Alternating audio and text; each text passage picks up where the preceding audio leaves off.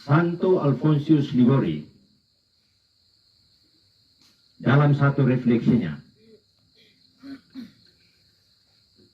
tentang Santo Yosef Pekerja. Beliau menulis, bisa jadi Santo Yosef berkata kepada Yesus, saya tidak hanya menyiapkan kamu makanan, saya tidak hanya menyiapkan kamu tempat tinggal dan pakaian, tetapi saya telah menyelamatkan kamu dari kematian dan membebaskan kamu dari tangan Herodes. Kristus yang menjadi manusia belajar dari Santo Yosef untuk bekerja yang dihayatinya sebagai satu kebajikan utama. Dan ini menjadi fondasi untuk karyanya yang amat istimewa, yakni karya penyelamatan umat manusia yang diamanahkan oleh Allah. Ini sedikit teologis ya.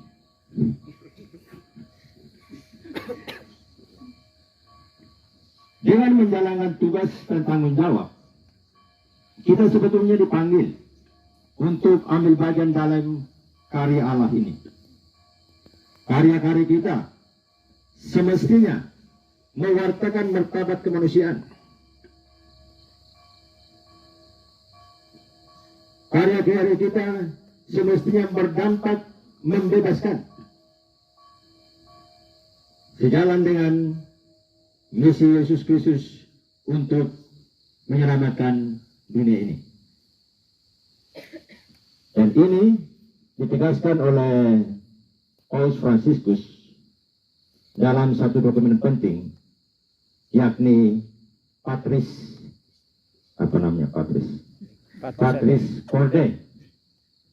Corde.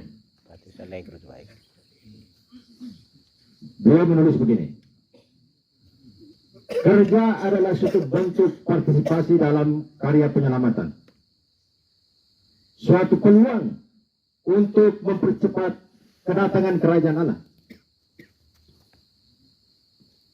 Melalui kerja, kita bisa mengembangkan bakat-bakat dan kemampuan untuk karya pelayanan kepada masyarakat dalam semangat fraternal communion. Dan Santo Yosef Pekerja mengingatkan kepada kita bahwa Allah sendiri dengan menjadi manusia tidak merendahkan yang namanya kerja. Paulus juga menambahkan bahwa kita tidak harus menjadi budak kerja. Saya ulang lagi. Kita tidak semestinya harus menjadi budak kerja.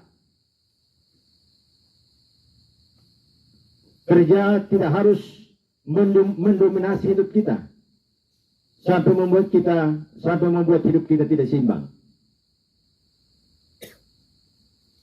Benar apa yang dikatakan oleh Rektor Novisiat. Kerja memang penting, tetapi istirahat, relaks juga penting.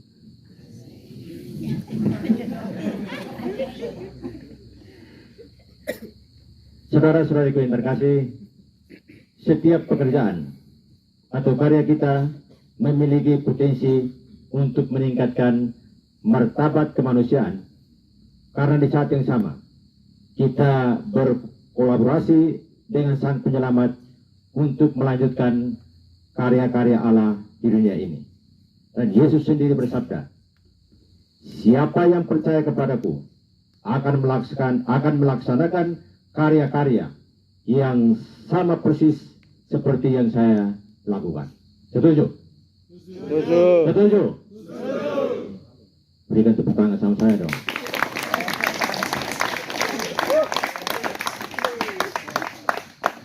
Pertanyaan yang mendasar, bagaimana kita mewujud nyatakan sabda Yesus ini dalam pelayanan kita? Jawabannya sederhana. saya mengajak kita semua untuk menjadi Maria. Pasti ada yang berkeberatan. Aku menjadi Maria, saya tidak mau menjadi perempuan. Saya juga tidak mau menjadi banci.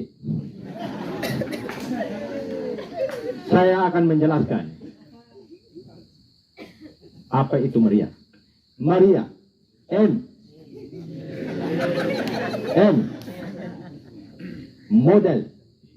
Model.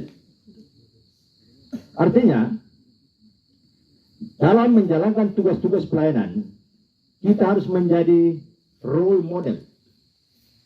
Agar output atau hasil dari karya-karya pelayanan kita tidak hanya membuat orang terkagum-kagum atau teranggung-anggung, tapi lebih dari itu mereka terpanggil untuk terlibat dalam karya yang sama. Dan ini hemat saya tergantung dari aktor pelayanan itu sendiri. Bila dia melayani dengan kesaksian hidup, maka dia memiliki magnet yang luar biasa untuk menarik banyak orang untuk ambil bagian dalam karya-karya pelayanan yang sama. Setuju? Setuju.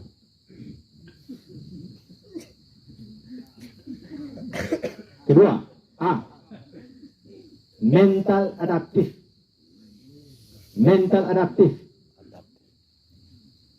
Ini berkaitan dengan kerjasama dalam kehidupan bersama atau dalam kehidupan berkomunitas.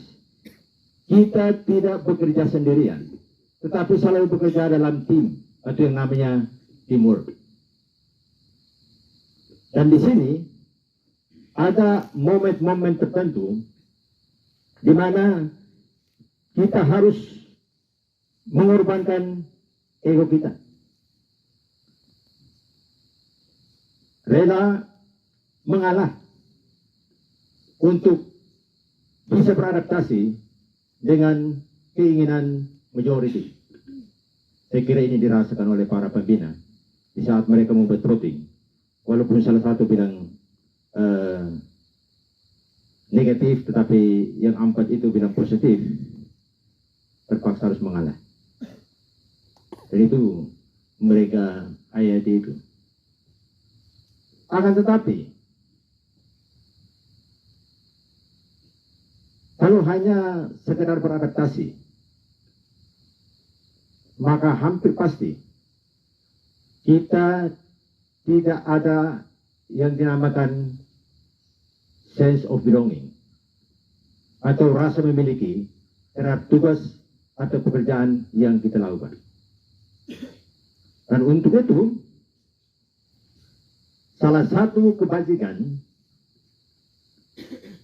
Kristiani yang harus kita miliki agar tidak terjebak dalam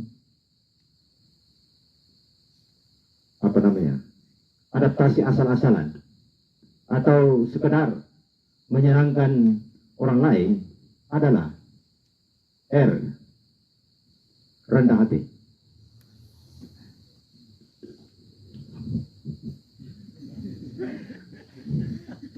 Orang yang rendah hati itu lebih gampang melihat hal-hal positif yang dimiliki oleh orang lain. Setuju? Setuju. Orang yang rendah hati gampang terbuka untuk dikoreksi, mudah bekerja sama, dan tidak sulit untuk beradaptasi. Untuk kebajikan ini, Bunda Maria menjadi panutan kita,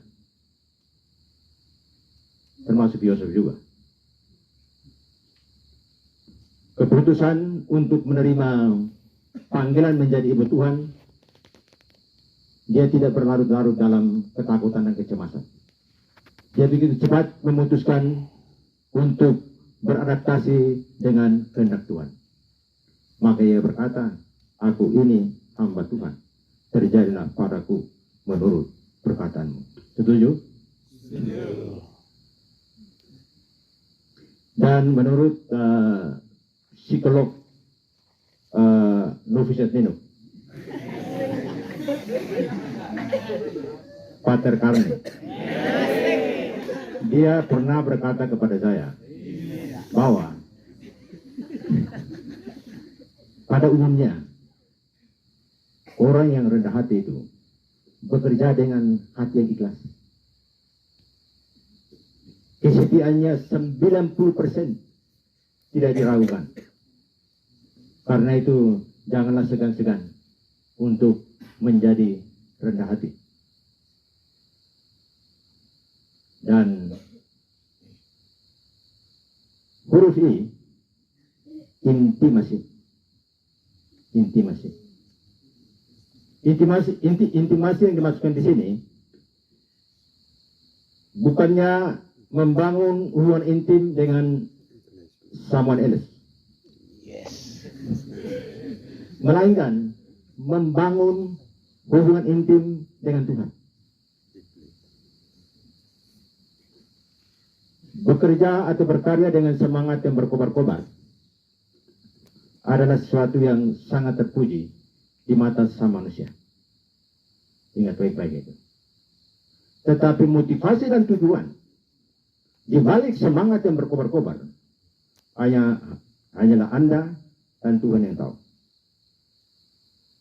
Dan dengan membangun komunikasi yang konstan dengan Tuhan, motivasi dan tujuan dari karya pelayanan kita akan selalu dibaharui seturut kehendak Tuhan.